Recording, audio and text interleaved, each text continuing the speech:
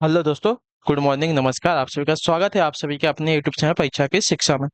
आशा करता हूँ कि आप सभी अच्छे होंगे। आपकी जो तैयारी है बढ़िया तरीके से चल रही है। तो जो बच्चे क्लास में फर्स्ट टाइम है, पहली बार है, नए हैं, उन सभी को बता दिया हमारे चैनल पे जो आपकी बीएड प्रवेश परीक्षा 2024 की जो आपकी तैयारी है कंप्लीट बेसिस पे करवाई जा रही है। तो जिसे भी तैयारी पूरी करनी है, कंप्लीट करनी है, वो क्या करेंगे, चैनल को जो है सब्सक्राइब करके हमारे साथ जुड़ जाएंगे और इसके बगल में जो बेल आइकन वाला बटन देगा उसको ऑन कर लेंगे। ठीक है, क्लियर है।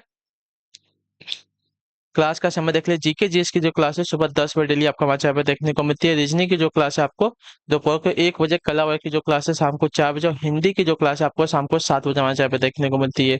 तो हमारे क्लास का जो टाइम है आप लोग याद करके रखेंगे और इसी टाइम पे आप लोग क्लासेस जोड़ेंगे। ठीक है, तो देख लीजिए हमारे चैनल पे जो आपको कंप्लीट तैयारी करवाई जाएगी आपकी बीएड प्रेस परीक्षा 2024 की। तो आप लोग चैनल को सब्सक्राइब कर लीजिएगा। ठीक है, अपनी तैयारी अगर पूरा करना चाहते हैं आप लोग तो चैनल को सब्सक्राइब करके हमारे साथ जुड़ जाइएगा। ठीक है, और इसके अलावा अगर आपको हमसे कुछ पूछना है तो आप हमारे इंस्टाग्राम पर मैसेज कर सकते हैं। पैसा की शिक्षा का इंस्टाग्राम का पेज है, नीचे डिस्क्रिप्शन में आपको इसका लिंक मिल जाएगा। पीडीएफ नोट्स के लिए हमारे टेलीग्राम का चैनल जो है उसको ज्वाइन कर लीजिए।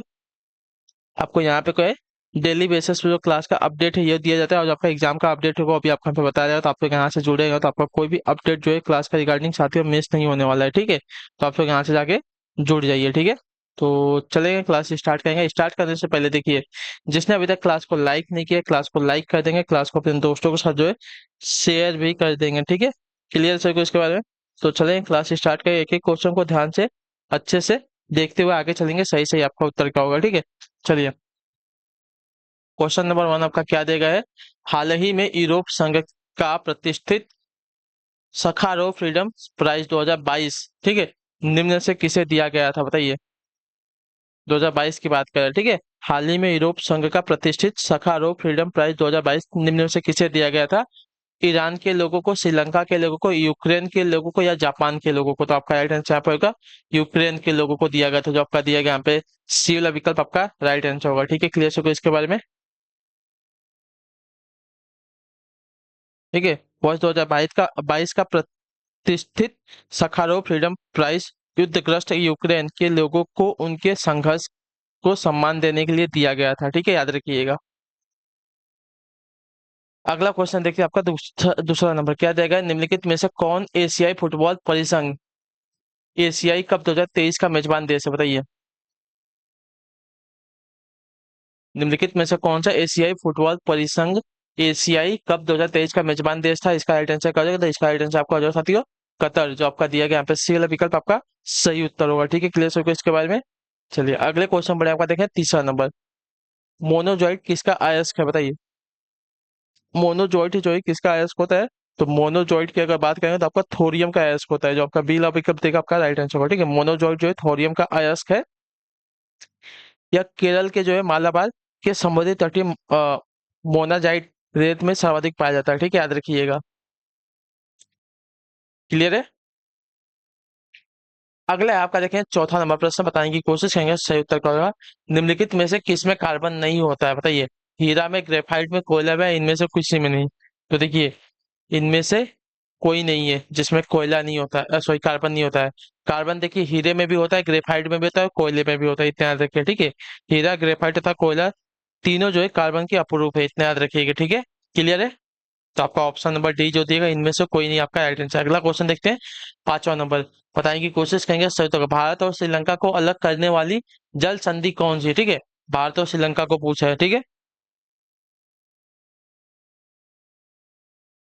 तो देखिए भारत और श्रीलंका को अलग करने वाली जल संधि का नाम आपका पाक जल संधि है। ठीक है, तो जो आपका सी विकल्प देगा आपका राइट आंसर होगा। ठीक, क्लियर हो गया इसके बारे में। चलिए, क्लियर है ना। अगला क्वेश्चन देखते हैं, छठा नंबर। बताने की कोशिश करेंगे राइट आंसर का। प्राचीन भारत के महान व्याकरणविद पतंजलि किसके समकालीन थे बताइए। प्राचीन भारत के महान व्याकरणविद पतंजलि जो है किसके समकालीन थे। चंद्रगुप्त मौर्य के, अशोक के, पुष्यमित्र शुंग के, या वसुमित्र के। तो आपका राइट आंसर यहाँ पे हो जाएगा साथियों पुष्यमित्र शुंग के। जो आपका दिया गया सी वाला विकल्प आपका राइट आंसर होगा। ठीक है, क्लियर इसके बारे में। प्राचीन भारत के महान व्याकरणविद पतंजलि शुंग वंश के संस्थापक पुष्यमित्र शुंग के गुरु थे। ठीक है, पतंजलि के महाभाष्य पुस्तक की रचना इन्होंने की है। ठीक है, मौर्य वंश के अंतिम शासक बृहद्रथ के सेनापति पुष्यमित्र शुंग ने 185 ईसा पूर्व में बृहद्रथ की हत्या कर मगध में शुंग वंश की स्थापना की थी। ठीक है, चलिए अगले क्वेश्चन बढ़े आपका 7वां नंबर। बताएं की कोशिश करेंगे सही दो। वास्को डिगामा किस वर्ष कालीकट में उतरा था, बताइए। वास्को डिगामा जो है किस वर्ष कालीकट को उतरा था, इसका सही उत्तर क्या हो जाएगा? तो इसका राइट आंसर आपका हो जाएगा 1498 ईस्वी में। जो आपका डी लव विकल्प देगा आपका यहाँ पे राइट आंसर होगा। ठीक है, वास्को डिगामा वर्ष 1498 में कालीकट के तट पर उतरा था। ठीक है, वास्को डिगामा जो है समुद्री मार्ग द्वारा भारत आने वाला तथा उत्तमाशा अंतरी को पार करने वाला पहला यूरोपियन नाविक था। ठीक है, चलिए अगले क्वेश्चन बढ़े आपका 8वां नंबर प्रश्न। बताएं की कोशिश करेंगे राइट आंसर होगा। एक ग्रंथि जिसमें अंतःस्रावी और बहिःस्रावी दोनों कार्य करती है, कौन सी, बताइए। एक ग्रंथि जिसमें अंतःस्रावी और बहिःस्रावी दोनों कार्य करते हैं, कौन सी है? पीयूष ग्रंथि है, थायराइड है, अग्नाशय है, अधिवृक्क है, या क्या है? तो देखिए, एक ग्रंथि जिसमें अंतःस्रावी और बहिःस्रावी दोनों कार्य करते हैं आपकी अग्नाशय है। तो जो आपका बी विकल्प देगा आपका यहाँ पे राइट आंसर होगा। ठीक है, क्लियर होगा इसके बारे में। अग्नाशय ग्रंथि जो है मानव शरीर की दूसरे सबसे बड़ी ग्रंथि है, याद रखिएगा। ठीक है, चलिए।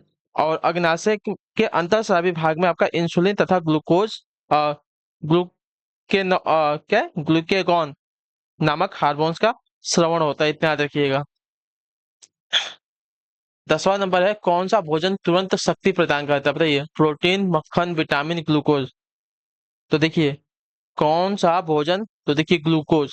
ठीक है, आप बीमार भी होते हैं तो डॉक्टर को बोलता है ग्लूकोज की बोतल चढ़ा दो। ग्लूकोज से क्या होता है, हमको तुरंत क्या मिलता है, शक्ति मिलती है हमारी बॉडी को। तो जो आपका दिया गया डी विकल्प आपका यहाँ पर राइट आंसर हो। ठीक है, क्लियर है।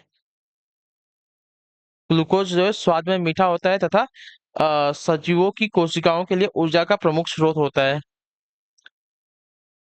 अगले आपका देखेंगे 10वां नंबर। क्या देखेंगे, निम्नांकित में से स्वतंत्र समाचार पत्र पत्रिका के संपादक कौन थे, बताइए। संस्थापक कौन थे? निम्नांकित में से स्वतंत्र समाचार पत्र पत्रिका के संस्थापक कौन थे? तो इसका राइट आंसर आपका हो जाएगा मोतीलाल नेहरू। जो आपका डी विकल्प देगा आपका राइट आंसर होगा। ठीक है, स्वतंत्र समाचार पत्र के संपादक मोतीलाल नेहरू थे। इस समाचार पत्र को मोतीलाल नेहरू ने जो आपका 9 फरवरी 1919 को इलाहाबाद में प्रकाशित किया, लेकिन अंग्रेजों के दमन के कारण 2 साल बाद इसे बंद करना पड़ा था। ठीक है, अगला आपका देखेंगे 11 नंबर। बताने की कोशिश करेंगे सही उत्तर क्या हो जाएगा इस पे। महात्मा गांधी ने निम्नलिखित में से किसे अपना राजनीतिक गुरु माना था, बताइए। महात्मा गांधी ने निम्नलिखित में से किसे अपना राजनीतिक गुरु माना था? तो आपका राइट आंसर हो जाएगा गोपाल कृष्ण गोखले को। जो आपका दिया गया बी विकल्प आपका राइट आंसर होगा। ठीक है, क्लियर हो इसके बारे में।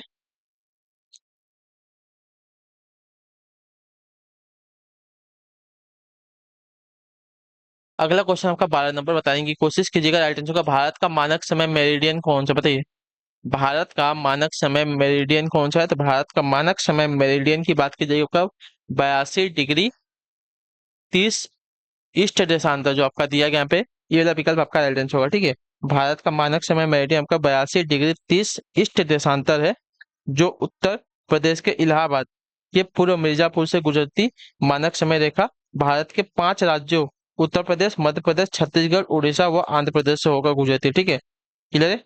और मानक समय की स्थापना आपकी 1 सितंबर 1947 को हुई थी। ठीक है, अगला आपका 13 नंबर क्वेश्चन। क्या दिया गया, कोलकाता में भारतीय सांख्यिकी संस्थान की स्थापना किसने की, बताइए।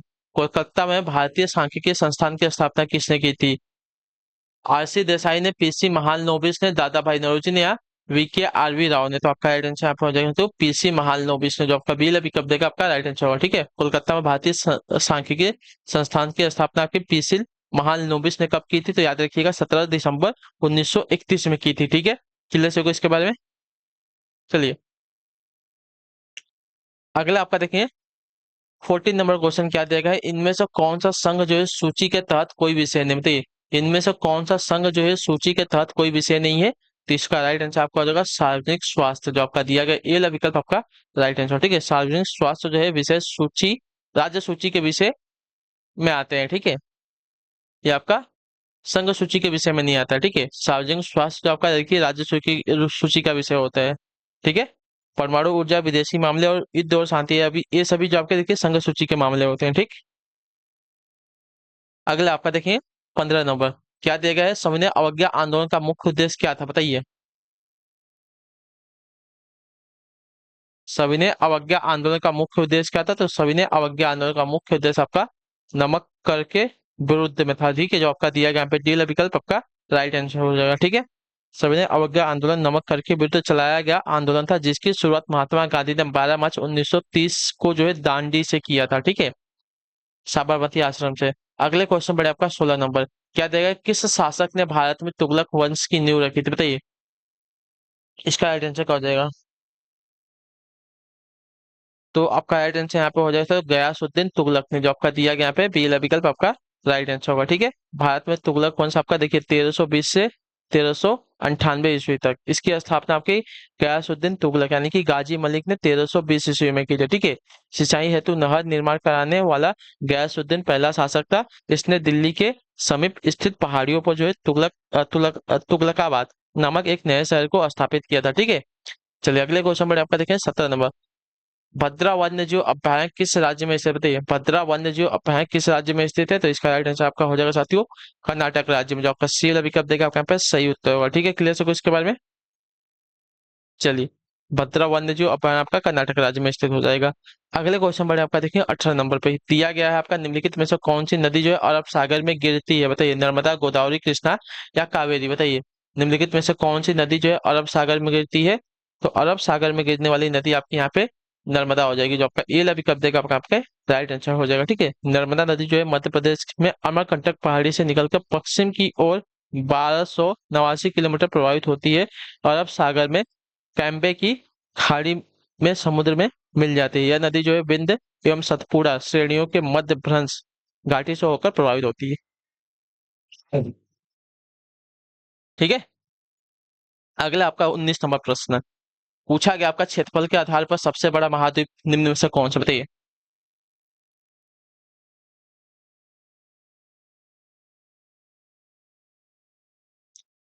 क्षेत्रफल के आधार पर सबसे बड़ा महाद्वीप निम्न में से कौन सा है? तो क्षेत्रफल के आधार पर निम्न में से सबसे बड़ा महाद्वीप आपका एशिया हो जाएगा, जो आपका सी वाला विकल्प देगा आपका सही उत्तर होगा। ठीक है, चलिए अगले क्वेश्चन बढ़े आपका देखिए 20 नंबर। क्या देगा? निम्नलिखित में से किस शहर में सेंट्रल फुटवियर ट्रेनिंग इंस्टीट्यूट स्थित? बताइए, निम्नलिखित में से किस शहर में सेंट्रल फुटवियर ट्रेनिंग इंस्टीट्यूट स्थित है?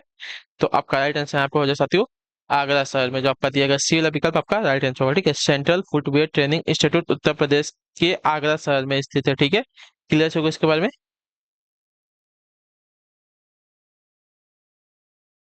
अगले क्वेश्चन बढ़ेंगे आपका देखेंगे 21 नंबर पे पूछा क्या गया बताने की कोशिश करेंगे। एकाधिकार किसके आधार पर मूल्य विभेदन का आश्रय लेता है? बताइए, एकाधिकार जो है किसके आधार पर मूल्य विभेदन का आश्रय लेता है? मांग के नियम के, पूर्ति के नियम के, पूर्ति लोच के या मांग लोच के? तो आपका राइट आंसर होगा मांग के नियम के, जो आपका दिया गया यहाँ पे ये वाला विकल्प आपका राइट आंसर। मांग का नियम वस्तु की कीमत एवं उसकी मांगी गई मात्रा के संबंध को दर्शाता है। वस्तु की कीमत में परिवर्तन होने पर उसकी मांगी गई मात्रा में भी परिवर्तन होता है। एकाधिकार मांग के नियम के आधार पर मूल्य विवर्धन का आश्रय लेता है। ठीक है, क्लियर है इसके बारे में। चलिए अगला आपका देखिए 22 नंबर। क्या देगा? आर्थिक आयोजन एक अनिवार्य अभिलक्षण है किसका? बताइए, आर्थिक आयोजन एक अनिवार्य अभिलक्षण है किसका? तो आपका राइट आंसर यहाँ पे हो जाएगा तो समाजवादी अर्थव्यवस्था का, जो आपका दिया गया सी वाला विकल्प आपका सही उत्तर होगा। ठीक है, क्लियर होगा इसके बारे में। आर्थिक आयोजन एक अनिवार्य अभिलक्षण है समाजवादी अर्थव्यवस्था का। ठीक, चलिए क्लियर है सभी को इसके बारे में ना। भारत में सामाजिक आर्थिक समस्याओं के समाधान के लिए आर्थिक आयोजन को अपनाया गया है। भारतीय नियोजन का उद्देश्य जो है समाज में समाजवादी अर्थव्यवस्था लाना था। ठीक है, इसे जनसंख्या को सामाजिक न्याय तथा समानता सुनिश्चित करके प्राप्त किया जा सकता है। आर्थिक आयोजन जो है समाजवादी अर्थव्यवस्था के एक अनिवार्य अभिलक्षण है। ठीक है, अगला आपका देखें 23 नंबर। क्या देगा है? HYV कार्यक्रम को भारत में रिक्त स्थान भी कहा जाता है क्या? बताइए, HYV कार्यक्रम को भारत में और क्या भी कहा जाता है? श्वेत क्रांति, नील क्रांति, पारंपरिक कृषि या नव कृषि नीति? तो आपका राइट आंसर यहाँ पर हो जाती है नव कृषि नीति, जो आपका डी विकल्प देगा आपका सही उत्तर होगा। ठीक है, HYV कार्यक्रम को भारत में नव कृषि नीति भी कहा जाता है। ठीक है, क्लियर को इस नीति के द्वारा उन्नत बीजों के प्रयोग के कार्यक्रम पर अधिक जोर दिया गया है। ठीक है, क्लियर को इसके बारे में। चलिए अगले क्वेश्चन बढ़े आपका देखें 24 नंबर, महिलाओं के सशक्तिकरण के लिए राष्ट्रीय नीति किस वर्ष अपनाई गई थी? बताइए, महिलाओं के सशक्तिकरण के लिए राष्ट्रीय नीति जो है किस वर्ष अपनाई गई थी? तो इसका राइट आंसर आपका हो जाएगा 2001 में, जो आपका दिया गया यहाँ पे सी विकल्प आपका सही उत्तर होगा। ठीक है, क्लियर होगा इसके बारे में। वर्ष 2001 में महिलाओं के सशक्तिकरण के लिए राष्ट्रीय नीति अपनाई गई थी। ठीक, क्लियर है। अगले क्वेश्चन बढ़ेगा 25 नंबर, क्या देगा? मत पात्रों का सबसे पहला उपयोग प्रयोग किसने किया था? बताइए, किया गया था कहाँ पर? बताइए, मत पात्रों का सबसे पहले प्रयोग किया गया था कहाँ पर? प्राचीन यूनान में, इंग्लैंड में, या ऑस्ट्रेलिया में, या यूएसएम में? तो आपका राइट आंसर हो जाएगा प्राचीन यूनान में, जो आपका दिया गया यहाँ पे ये वाला विकल्प आपका राइट आंसर। मत पात्रों का सबसे पहला प्रयोग जो है प्राचीन यूनान यानी कि रोम में 139 ईसा पूर्व में किया गया था। ठीक है, क्लियर है। चलिए अगले आपका देखें 26 नंबर, अल्पसंख्यकों के लिए राष्ट्रीय आयोग किस वर्ष बनाया गया? बताइए, अल्पसंख्यकों के लिए राष्ट्रीय आयोग जो है किस वर्ष बनाया गया था? तो इसका राइट आंसर आपका हो जाएगा साथियों 1992 में, जो आपका डी विकल्प देगा आपका राइट आंसर होगा। ठीक है, क्लियर है। वर्ष 1992 में राष्ट्रीय अल्पसंख्यक आयोग अधिनियम 1992 का अधिनियम कर इससे जो है एक वैधानिक निकाय बनाया गया। ठीक है, पूर्व में वर्ष 1978 में गृह मंत्रालय द्वारा पारित एक संकल्प में अल्पसंख्यक आयोग की स्थापना की परिकल्पना की गई थी। राष्ट्रीय अल्पसंख्यक आयोग में एक अध्यक्ष, एक उपाध्यक्ष तथा 5 सदस्य होते हैं तथा इन सभी का चयन अल्पसंख्यक समुदाय में से किया जाता है। ठीक है, चलिए 27 नंबर है, फलों में मीठे स्वाद का कारण क्या होता है? बताइए, माल्टोस, राइबोस, लैक्टोस या फ्रैक्टोस? तो फ्रैक्टोस, जो आपका दिया गया डी विकल्प आपका राइट आंसर होगा। ठीक है, फलों में मीठे स्वाद का कारण आपका फ्रैक्टोस होता है। इसे चीनी का प्राकृतिक रूप भी कहा जाता है। ठीक है, फ्रैक्टोस एक सरल केटोनिक मोनो सैकोराइड है जो प्राकृतिक रूप से फलों में उपस्थित होता है। ठीक है, अगला आपका 28 नंबर, सबसे चमकीला ग्रह कौन सा? बताइए, बृहस्पति, मंगल, शुक्र या बुध? तो सबसे चमकीला ग्रह आपका यहाँ पे हो जाएगा सौरमंडल का शुक्र ग्रह, जो आपका दिया गया यहाँ पे सी विकल्प आपका राइट आंसर। ठीक है, सौरमंडल का सबसे चमकीला तथा पृथ्वी से सबसे निकट आपका सूर्य शुक्र ग्रह है। ठीक है, इसे जो है सांझ का तारा या पूर्व का तारा भी कहते हैं, याद रखिएगा। ठीक है, यह जो है अन्य ग्रहों की सामान्य दिशा के विपरीत सूर्य की पूर्व से पश्चिम दिशा में परिक्रमा करता है। शुक्र ग्रह का कोई उपग्रह नहीं है। ठीक है, अगला आपका देखेंगे 29 नंबर, क्या देगा? राष्ट्रीय ध्वज में धर्म चक्र में कितनी तिल्लियां हैं? स्पॉक्स कितने हैं?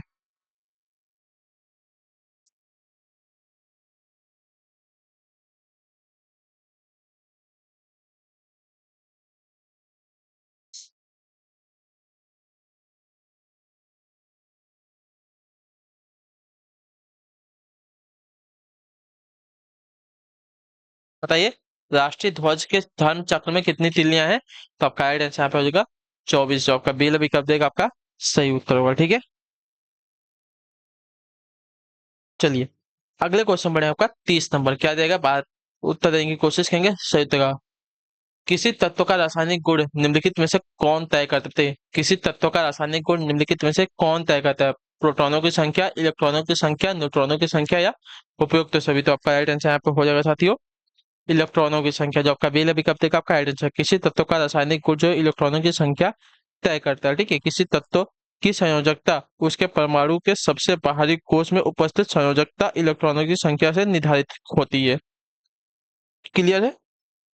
चलिए अगला आपका 31 नंबर, निम्नलिखित में से कौन सा बल जो है क्षयकारी बल है? बताइए, कौन सा बल आपका क्षयकारी बल है? तो क्षयकारी बल जो दिया गया यहाँ पे घर्षण बल है, जो आपका दिया गया यहाँ पे बी विकल्प आपका राइट आंसर होगा।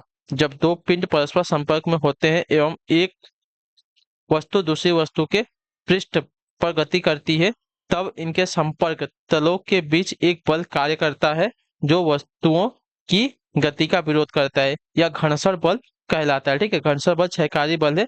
यह बल सदैव संपर्क में रखी वस्तुओं के बीच उनकी गति का विरोध करता है। ठीक है, अगला आपका 32 नंबर है, बताने की कोशिश करेंगे राइट आंसर। यदि किसी प्रतिरोधक तार को लंबा किया जाए तो उसका प्रतिरोध क्या होगा? बढ़ता है, घटता है, स्थिर रहता है या उपयुक्त सभी? क्या होता है?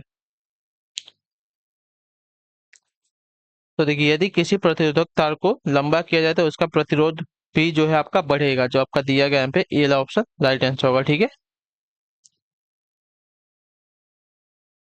अगला आपका 33 नंबर क्या देगा, यदि किसी चुंबक का तीसरा ध्रुव हो तो तीसरा ध्रुव क्या कहलाएगा बताइए। यदि किसी चुंबक का तीसरा ध्रुव होगा, अभी तो हमारा देखिए दो ही होता है, एक आपका नॉर्थ और एक आपका साउथ, ठीक है। यदि इसका कोई तीसरा ध्रुव होता तो क्या कहलाएगा ये। तो यदि किसी ध्रुव मतलब चुंबकीय, यदि किसी चुंबक का तीसरा ध्रुव होता तो आपका देखिए परिणामी ध्रुव कहलाएगा, और जो आपका दिया गया डी विकल्प आपका राइट आंसर होगा, ठीक है। क्लियर चुके इसके बाद चुंबक के दोनों ध्रुवों को मिलाने वाली रेखा को जो आपका चुंबकीय अक्ष कहते हैं, ठीक है। अगला आपका देखिए 34 नंबर क्या देगा, लूमेन एकक है किसका बताइए। लूमेन किसका एकक है, तो लूमेन जो है एकक है आपका यहाँ पे ज्योति फ्लक्स का, जो आपका दिया गया यहाँ पे ए ला विकल्प आपका राइट आंसर होगा, ठीक है। क्लियर होगा इसके बारे में। किसी प्रकाश स्रोत द्वारा 1 सेकंड से उत्सर्जित दृश्य प्रकाश की मात्रा को ज्योति फ्लक्स कहते हैं, ठीक है। ज्योति फ्लक्स का एसआई मात्रा का आपका लूमेन होता है, ठीक है। क्लियर है सभी को इसके बारे में, इतने याद रखेंगे आप लोग। अगले क्वेश्चन बढ़े आपका देखें 35 नंबर क्या देगा है, लोकल एरिया नेटवर्क यानी कि लैंस में निम्नलिखित में से किस मद का प्रयोग नहीं किया जाता है बताइए। लैंस में निम्नलिखित में से किस मद का प्रयोग नहीं किया जाता, कंप्यूटर का, मॉडेम का, इंटरफेरेड कार्ड का या केबल का। तो आपका राइट आंसर यहाँ पे हो जाएगा साथियों इंटरफेट कार्ड का, जो आपका दिया गया सी विकल्प आपका right answer. Local area networks में इंटरफेट कार्ड्स का प्रयोग नहीं किया जाता, याद रखिएगा, ठीक है। क्लियर है सबको इसके बारे में, ठीक। तो इसी के साथ जो आपकी क्लास है आज के यहीं पे कंप्लीट होती है। आई होप कि जो क्लास अच्छी लगे, अच्छी क्लास को लाइक कर देगा, चाहे पहले तो चैनल को सब्सक्राइब, और हमें जो है कमेंट अपने राय क्लास के बारे में जरूर दीजिएगा, आपको क्लास कैसी लगी है, ठीक है। क्लियर सबको, इतना आप लोग करके जाइएगा। और देखिए आपको अगर क्लास अच्छी लगी है तो क्लास को लाइक तो कीजिएगा ही, और चैनल पर पहली बार है, आपको तैयारी आपकी कंप्लीट करनी है तो चैनल को जो है सब्सक्राइब करके हमारे साथ जुड़ जाइएगा, ठीक है। तो चलेंगे, आप सब मिलते हैं आपकी अगली क्लास में दोपहर को 1 बजे रीजिंग वाली। तब तक के लिए टाटा बाय बाय, जय हिंद, जय भारत। आप सभी का जो है क्लास से जुड़ने के लिए बहुत बहुत ही धन्यवाद साथियों।